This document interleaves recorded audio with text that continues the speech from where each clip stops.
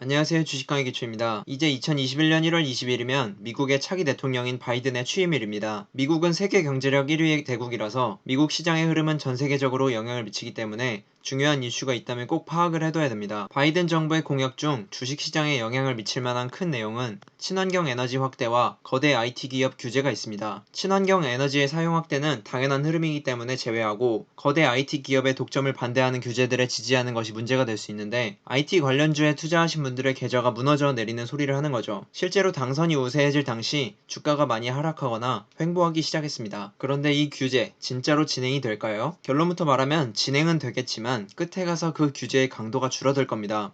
왜냐하면 현 시대에서는 전쟁을 서로 피하는 상황 속에서 군사력보다는 경제력의 규모가 아주 중요합니다. 그런데 중국이 미국의 경제력을 따라가면서 미국이 긴장감을 느끼고 있죠. 이걸 투키디데스의 함정이라고 하는데 간단하게 1등을 2등이 맹추격해서 위협할 때 1등이 2등의 성장을 견제하며 싸우게 되는 상황을 말합니다. 여러분이 1등이라면 2등에게 질 상황을 만드시겠습니까? 미국이 오랜 기간 세계 경제에서 1등을 하고 있는 이유는 기업들의 압도적인 기술력이 뒷받침되고 있어서입니다. 아직 중국은 핵심 산업군에서 기술력이 압도적인 수준은 아니어서 미국을 따라갈 수는 있어도 우위에 서기 어려운 상황이고 이걸 이겨내려면 혁신적인 기술을 가진 기업들이 발생해야 하는데 그런 이유에서 반도체, 바이오, IT 등의 산업에 열을 올리고 있는 거죠. 그런데 미국이 스스로 IT 기업에 규제를 가한다? 그건 스스로 중국에게 자리를 내어주겠다는 소리로 들릴 뿐입니다. 중국의 틱톡이라는 SNS가 전세계 어플리케이션 다운로드 수 1위를 기록한 것도 중요한 이슈죠. IT는 글로벌 시장 침투력이 엄청나기 때문에 이 시장에서 우위를 점할 수 있다면 성장이 빠르고 쉽습니다. 한번 자리 잡기만 하면 사용자 수를 기반으로 다양한 서비스로 확장할 수 있다는 점이 무서운 점이죠. 미국에서도 틱톡을 상대로 보안 문제로 시비를 걸었지만